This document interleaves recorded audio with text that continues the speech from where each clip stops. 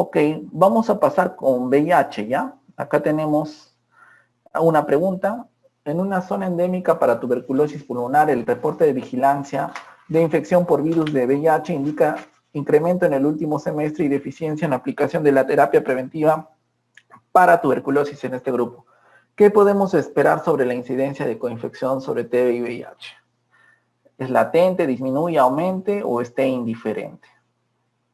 ¿Qué opinarían?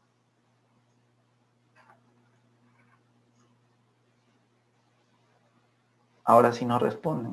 A ver, ya, sí, claro, aumenta, ¿cierto? Si dejamos de dar la profilaxis con isoniazida, la incidencia de casos de tuberculosis va a aumentar. Entonces vamos a ir recordando algunas cositas acá en VIH. Ya, en VIH y sepsis solamente pepas. Pero quiero dejarles algo bien en claro. Acá es un virus de VIH, predomina el tipo 1, subtipo B. Hay genes que están relacionados con la estructura, GAG, M y POL. Recuerden que el M está relacionado con la envoltura y codifica, como dice acá abajo, a la GP120 y a la GP41.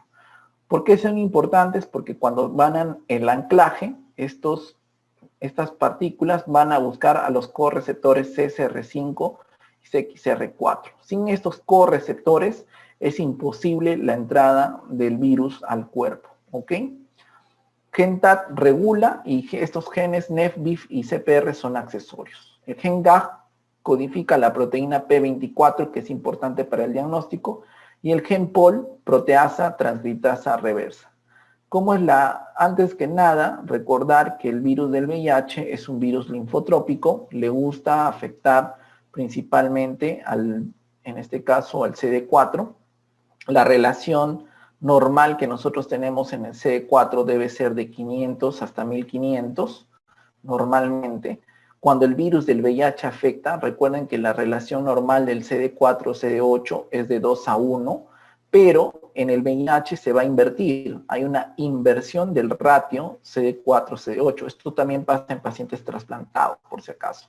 Cuando vamos a ver esto, en inversión del ratio CD4-CD8, lo que vamos a generar justamente es la historia natural, ¿no? Entonces, miren ustedes lo que pasa. El paciente con VIH empieza a elevar su carga viral después de la exposición, ¿ya? Esta es la carga viral para VIH. Pero, sin embargo, el paciente también tiene este CD4 y una caída. Imagínense que la caída ha sido hasta acá. El límite, nosotros tenemos acá CD4, acá en esta fila CD4 tenemos 200, acá tenemos el máximo que es un 1000, por ejemplo, acá 1000, 1500 y cayó acá, ¿no? Cayó en un 300. Este punto de quiebre se llama set point, ¿ya? Punto de quiebre. Y es importante porque si el paciente de acá tiene una recuperación natural, digamos del CD4, y va a caer en el tiempo si es que no recibe terapia antirretroviral, ¿ya? Entonces lo que pasa es que esta carga viral, la carga viral va a tener esta secuencia, va a venir así, puede venir así, y en el tiempo va a volver a aumentar, ¿ya? Sin terapia antirretroviral. Entonces, este es el escenario del paciente que tiene un set point que está un poco más arriba. ¿Y qué pasó con el paciente que tiene una carga viral exponencialmente alta desde un comienzo, ¿no? Pero la caída del CD4 es, por ejemplo, más pronunciada, ¿no? Bien acá, imagínense que el CD4 ha caído hasta acá. Tenemos el límite por debajo de 200 y el set point está acá. Entonces eso quiere decir que la posibilidad de progresión ya no va a ser ese repunte tan elevado, sino que rápidamente va a progresar y simplemente la carga viral va a seguir siendo, puede tener una inflexión así y va a seguir siendo elevada. Entonces, este set point nos divide en estos pacientes que pueden hacer la progresión, progresadores lentos, progresador lento, y estos son los progresadores rápidos, ¿ok? Progresador lento y progresador rápido. Es importante porque decir, si cayó más bajo el punto de quiebre, la progresión a fase SIDA va a durar de 1 a 3 años, ¿no? En cambio, si demoró, si el set point fue un poco más alto, le da ese chance de esa recuperación en automático y la progresión a SIDA va a durar entre 7 a 10 años, ¿no? Así que ya vayan sacando cuentas más o menos cómo ha sido su última exposición para que vean y ya los podamos ver en consultorio. Perfecto. Entonces tengan mucho cuidado y en el diagnóstico, hoy en día tenemos métodos de diagnóstico oportuno. Entonces, ¿qué quiere decir? Si hoy en día yo tuve un contacto de riesgo sin exposición, ¿ya? ¿Qué es lo que pasó? Mira, una exposición, un contacto sexual, no sin protección, bastante riesgo. Entonces, la carga del virus puede empezar a elevarse acá, pero en los primeros 10 días no va a ser suficientemente detectable. Entonces, yo podría aplicar un método acá que se llama RNA ultrasensible, una carga viral específica, ¿no? Que nos va a determinar justamente este umbral, ¿no? Aún así antes de los 10 días. Luego de eso ya podemos detener, la carga viral va a seguir elevándose, pero todavía no se elevan los anticuerpos, que usualmente van a esperar hasta 3 semanas, donde ya empiezan a elevarse los complejos de antígenos y anticuerpos, que van a ser motivo de detección. Antígeno-anticuerpo es lo que se llama ELISA de tercera generación hoy en día, pero la prueba que yo trato de utilizar ahora, hoy en día, es esta que está acá entre 10 y día 14, que es justamente la detección de una partícula, en este caso, que es el antígeno P24, que habíamos dicho que es codificado por este gen GAG. Esto se llama ELISA de cuarta generación. Hoy en día quieres hacerte un diagnóstico rápido, estás en riesgo, pasó algo, alguna pareja que no, dudosa procedencia, antígeno P24, entre día 10 y día 14, con toda seguridad te va a decir una positividad hasta en un 80-90% con seguridad, más 90-95% de seguridad, ¿ya? Entonces, antígeno P24.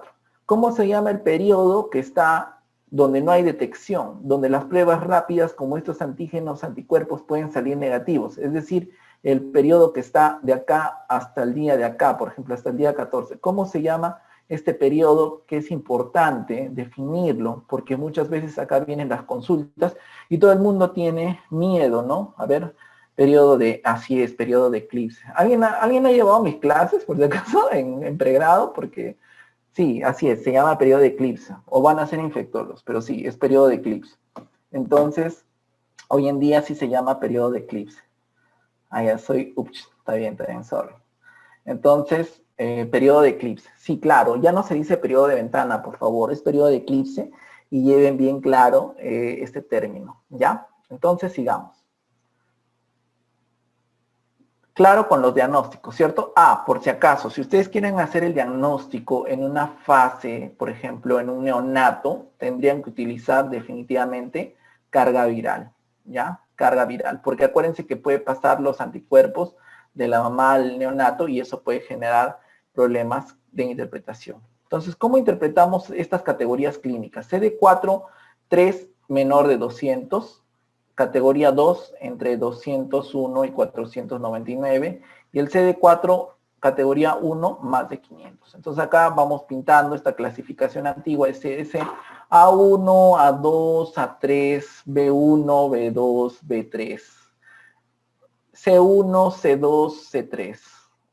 ¿Cuáles son las que se llaman SIDA? SIDA es justamente todo lo que voy a pintar ahorita. Entonces SIDA es todo esto de acá. Vamos a dibujar una L. A3, todo lo que es 3, todo lo que es C, se denomina SIDA, ¿ya? Ojo que ahora hay definiciones nuevas que han salido. Por ejemplo, ¿cómo se llama la enfermedad avanzada por VIH? La enfermedad avanzada por VIH incluye la presencia de un CD4 menos de 200 o que tenga una infección oportunista y que también tenga un cáncer relacionado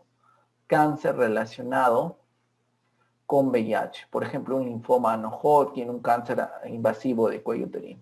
Entonces, en base a esa clasificación, ¿no? Ya dijimos cuál era SIDA. La categoría A, usualmente están los VIH asintomáticos. Tenemos la linfadenopatía generalizada persistente, es decir, ganglios mayores de 1 centímetro en 2 localizaciones diferentes y por más de 3 meses. La regla del 1, 2, 3, ¿ya? Y también tenemos la infección por VIH, el retroviral agudo, que a veces debuta con meningitis, trastornos neurológicos. Mucho cuidado. Categoría B, tenemos todas las condiciones por inmunidad celular, angiomatosis basilar, que son lesiones purpúricas, ya sabemos que está producida por Bartonella, y su diagnóstico diferencial, ¿cuál sería en angiomatosis basilar? Sería un sarcoma de Kaposi. Principalmente es un diferencial. Candidiasis orofaringea. Ojo, la candidiasis esofágica es categoría C, no se vayan a confundir. La displasia cervical o cáncer in situ de cuello uterino producido por virus de papiloma humano es categoría B. Cáncer de cervix invasivo es categoría C. Síntomas constitucionales, fiebre y diarrea más de un mes es B, pero también hay una categoría que es el wasting syndrome con una pérdida ponderal de peso, una de superficie corporal del peso más del 10%, esto ya es categoría C también, categoría C wasting syndrome. Leucoplasia vellosa producida por virus de Epstein-Barr, ojo, también produce la lengua negra, herpes zóster severo, sobre todo cuando afecta bilateral. Si tienen un herpes zóster en cara, siempre pídanle VIH si es un paciente de edad media, ¿no? O joven. Ya, tengan mucho esas consideraciones. PTI también asociada por un secuestro, ¿no? Un fenómeno por la misma enfermedad. Listeria también, forma de categoría B. EPI también y neuropatía periférica son algunas de las manifestaciones que tenemos. Pero voy a recordar algunas de las infecciones oportunistas para que podamos revisar acá cómo vamos. Entonces, en toxoplasma, yo lo que voy a ir es apegado a la pregunta. ¿Cómo va a venir la pregunta? Es el paciente, ¿no? Que tiene, puede decirle antecedente de VIH o no, pero que viene por focalización. La primera causa de focalización en el paciente con VIH, perfecto, es toxoplasma. Entonces es una reactivación de este parásito que está ahí metido y usualmente tiende a dar las lesiones típicas, ¿no? Captadoras en contraste en anillo, ¿no? Captadora de contraste en anillo. Entonces, ¿cuál es la localización principal para afectación de toxoplasma? Tienen ustedes acá, imagínense esto acá, y la afectación te da principalmente como una masa focal que está acá. En algunas ocasiones hay edema digitiforme, por lo general no desvía la línea media, pero nos da la localización en ganglios basales. Por lo general pueden ser una o múltiples lesiones, pero tenemos un diferencial muy importante de toxoplasma. Las diferenciales son tuberculosis, en este caso tuberculomas, y la otra es linfoma primario del sistema nervioso central. El linfoma primario del sistema nervioso central, ¿cómo lo diferencio? Porque es una masa única, más de 4 centímetros y que desvía la línea media, por lo general. Disculpen. Ganglios basales. Entonces, estas son las lesiones. CD4, por lo general, menos de 100 en toxoplasma. ¿Ya? Ahora, esto es una reactivación y es hacer el diagnóstico clínico. ¿Lo podrían hacer con una biopsia? Sí, pero definitivamente no lo tenemos como opciones. No lo tenemos porque el paciente se puede complicar. Ahora, ¿cuál es el tratamiento de elección hoy en día? De rutina, ya saben que toxoplasma, ¿no? Usualmente debería requerir un tratamiento, ¿no? Vamos a ver acá otro color. Toxoplasma en tratamiento puede requerir tratamiento que tenemos disponible con trimmetoprim sulfametoxazol, que es lo único tal vez acá en Perú. Sin embargo, si les preguntan, o sea, los gold estándar son pirimetamina, ¿no? Más sulfadiazina. Pero no tenemos acá, y estas cuando se dan a veces con leucovorina, ácido folínico, porque hacen bastante inmunosupresión, ¿ya? Usualmente 6 semanas de tratamiento. En neumocistis, el paciente clásicamente te va a decir, doctor, es un paciente que puede venir con MUVET, pero tiene la clásica historia de tos, disnea, tos seca por si acaso y fiebre. Pero es un cuadro subagudo, ¿ya? Entonces, cuando ustedes le piden la radiografía de tórax, lo que van a encontrar, o la tomografía, es un infiltrado intersticial bilateral, usualmente en bases, ¿ya? Bilateral y en bases. Entonces, ojo que no es la única complicación, porque también hacen bulas, neumotórax, neumomediastino, etc. El tratamiento acá, neumocistis, otras pistas clínicas que tenemos son elevación de DHL y de acuerdo a la severidad se comprometen con principalmente alteración en la gradiente alveolo-arteriolar, ¿no? Entonces acá en esta gradiente pues pueden definir ustedes la severidad. Si es un cuadro de neumocistosis moderada, severa, por lo general va a requerir corticoides. El tratamiento de elección es trimetoprim, sulfametoxazol. Pueden darlo vía oral, si es que tolera, o vía endovenosa, por 21 días por lo general. Y se puede acompañar de corticoides, sobre todo cuando el paciente tiene cuadro moderado y severo. ¿Qué más tenemos que recordar acá? Usualmente recordamos que estos pacientes alérgicos, también creo que alguna vez vino esta pregunta en recientado, clindaprimaquina, ¿ya? Clindaprimaquina. En citomegalovirus, recordar que ya este es más frecuente, sobre todo con CD4 menos de 50. Si a mí me dicen que otras patologías son clásicas que puedo ver con CD4 menos de 50, Mycobacterium avium complex, ¿ya? Citomegalovirus, principalmente la retinitis, y vamos a tener los hallazgos de, principalmente, las hemorragias en llama, ¿ya? Llamarada. Y eso me da la indicación de que yo de frente tendría que aplicarle un agente intravíteo, ganciclovir intravíteo, pero se puede acompañar de ganciclovir endovenoso hasta por lo menos que recupere inmunológicamente, porque pueden hacer muchas veces recurrencias. Ganciclovir hasta 21 días o a más, ya dependiendo de la inmunidad y cómo se recupere. Lo ideal es a la par iniciar retrovirales. ¿Qué otras complicaciones me puede dar el CMV? Me puede dar principalmente colitis, me puede dar mielitis, me puede dar pancreatitis, ¿ya? Entonces, todas estas complicaciones tienen que estar bien documentadas, sobre todo en este tipo de pacientes. Critococo, esta es levadura por si acaso. Critococo es una levadura y por inhalación el huésped inmunocomprometido reactiva, en este caso el paciente VIH, y lo que va a producir es la causa más frecuente, es decir, meningitis. Ya habíamos dicho que en la meningitis, en este caso, consumo de glucosa, aumento de proteínas y aumento de la presión de apertura. Entonces, el manejo de la presión de apertura en estos pacientes con criptococo definitivamente no es con acetazolamida y tampoco es con, en este caso, con manitol. El tratamiento de la presión de apertura es con punción lumbar. Y en la punción lumbar, pues, tenemos que ver cómo está la presión de apertura. Idealmente tiene que estar menos de 20 para estar tranquilos, ¿ya? Porque si no pueden requerir derivaciones.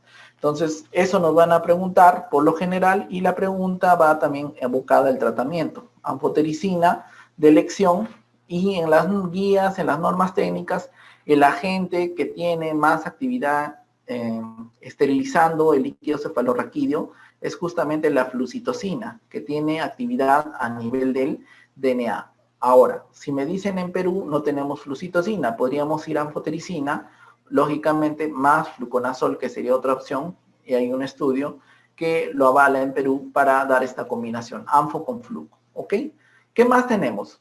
Aparte, recordar que para hacer el cambio de tratamiento, las 2 primeras semanas es inducción, de ahí seguimos solo con fluco unas 6 semanas y de ahí pasamos a una terapia de mantenimiento hasta que el paciente recupere CD4.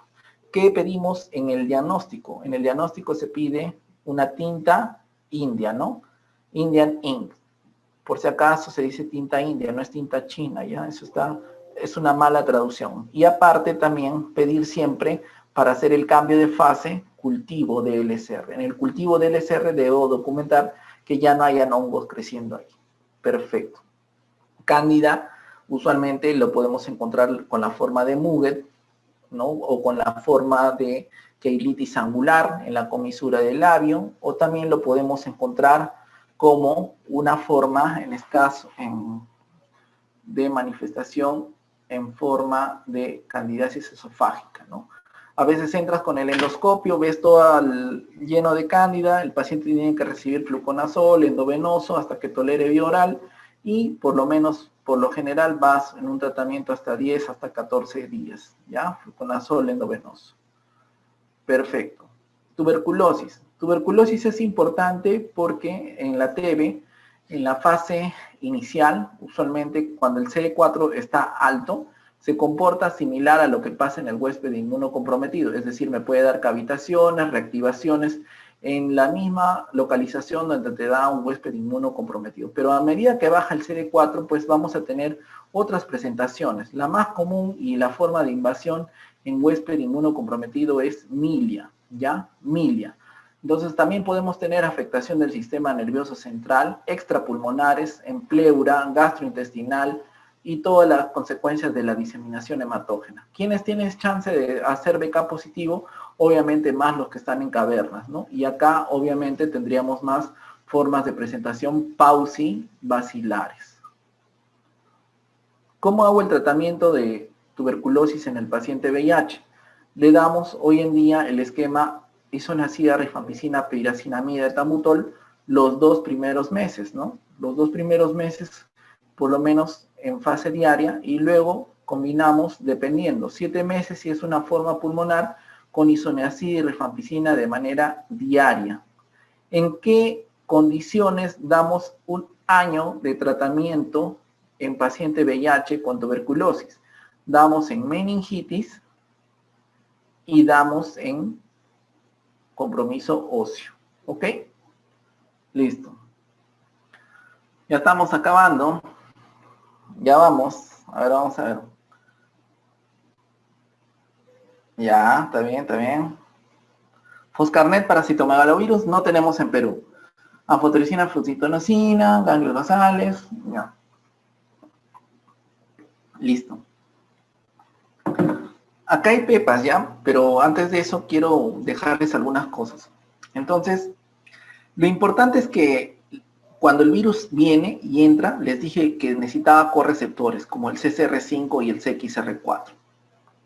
Inhibidor de justamente esta entrada tenemos enfluvirtida y maraviroc. Todavía siguen en vigencia, en la norma se pueden utilizar como segunda línea.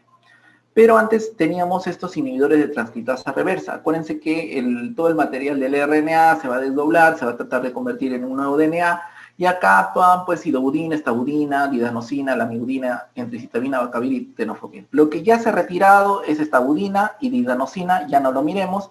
Sidobudina sí todavía sigue, efecto adverso, anemia. Anemia del tipo megaloblástica, eleva, ¿no? Eleva, megaloblástica. Perfecto. Segundo, la lamivudina, efecto adverso, neuropatías. Entricitabina no tiene tantos efectos adversos, náuseas, vómitos. Abacavir sí, hipersensibilidad. Lo más preguntado, hipersensibilidad. Y tenofovir, daño renal. Y osteopenia. Inhibidores de la transcriptasa reversa, análogos, ¿no? En este caso, efavirenz, nevirapina y etravirina. Efavirenz era parte de la norma técnica nacional como primera línea. Eso ha cambiado en diciembre del 2020. Ojo, no sé si se van a actualizar en las preguntas, pero la guía anterior estaba así: efavirenz, tenofovir y emtricitabina como primera línea. Esto ya cambió. El efavirenz en la literatura tiene alteraciones del sistema nervioso central, puede causar depresión, trastorno del sueño, pesadillas, ¿ya? Entonces, todos estos efectos adversos, hipertrigliceridemia, problema hepático, entonces todos estos problemas pueden haber hecho, ¿no? Definitivamente que inhibidores de integrasa, que justamente una vez que ya se formó ese nuevo material, se integre al DNA de la célula blanco, en este caso el CD4, y es acá donde tenemos raltegravir, el viteravir, y este de acá que es dolutegravir, que se ha convertido en parte de la nueva línea. Entonces acá, hoy en día, para Perú, tenemos dolutegravir dentro del esquema de primera línea, primera opción. Pero también una vez que ya se integró el DNA, vienen y acá esta proteasa lo que va a hacer es que va a aumentar y va a generar la capacidad de replicación para que el virus entre y vaya y moleste a otra célula de CD4. Entonces la proteasa acá tienen todos los nombres que terminan en vir. Ya no tenemos inminavir, ya no tenemos aquinavir, ya no tenemos por lo general tipranavir ni fosamprenavir. Nos quedamos con ritonavir, lopinavir, atazanavir y darunavir en la guía. Pepas para la norma técnica 2020. Primera línea en Perú, dolu, teno y lamivudina. Cuando es tuberculosis, damos dolutegravir, pero aumentamos la dosis, duplicamos la dosis. ¿Por qué tenemos que tener cuidado con doluteravir? Hace interacción con rifampicina, por eso es que se duplica la dosis.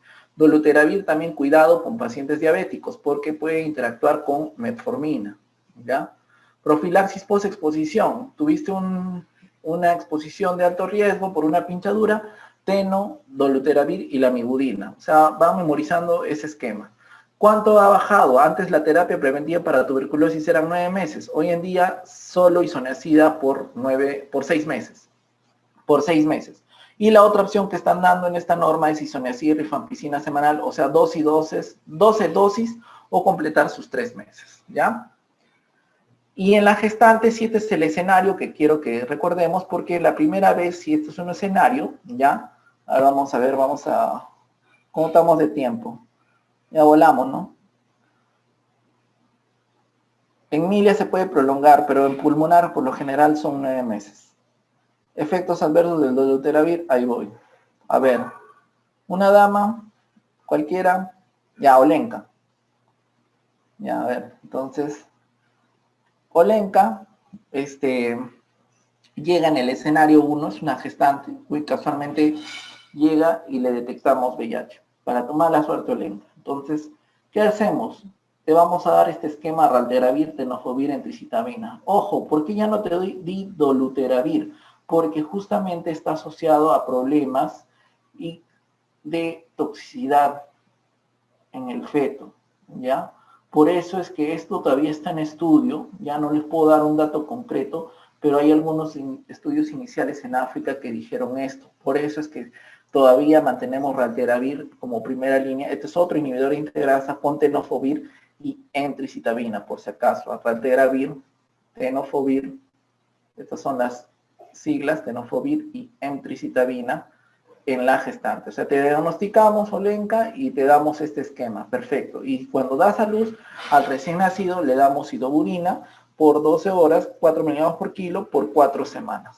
¿Qué pasa si tú ya tomabas otra terapia antes de embarazarte? Entonces, continúas con tu misma terapia, ¿no? Y si estás indetectable, continúas con la misma, ok, y mantenemos principalmente este esquema, ¿no? En el recién nacido. Igual, 4 semanas de sidoburina. ¿Y qué pasa si nunca te enteraste que para tu mala suerte justo te tocó alguien que obviamente no estaba enterado tampoco en su enfermedad y llegas y justo malograste la guardia de nuestro querido interno, nuestro querido interno Jonathan?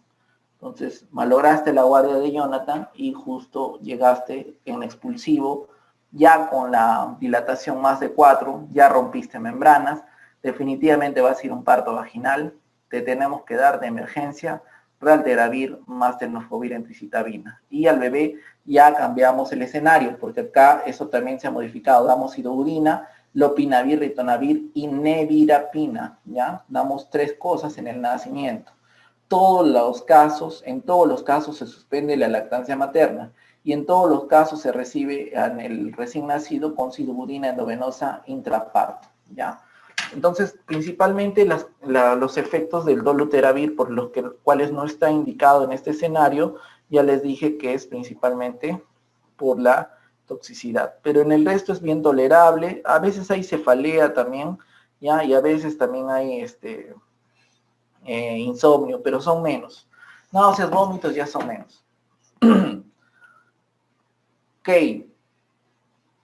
ya acabamos casi. En caso, no es que sea, dice, sí, pues Jonathan, que sea. Así vienen, pues así me ha tocado mi guardia cuando era interno. Vino la gestante en expulsivo y lastimosamente tenía VIH, sífilis y encima varicela zoster. Así que, ya, pues sí, si nuestro querido ginecostetra no sabía qué hacer, ya, pues tenía que alguien ayudarle, ¿no? Entonces es importante saber qué hacer en estos efectos. En caso los pacientes con VIH, con la terapia anterior responden bien, ¿les deben cambiar? No, si ya llega una gestante que está, si llega una gestante que está siendo tratada y su esquema es muy bueno, no es necesario cambiarle, ¿ya? Solo si es que está con falla virológica. Ok,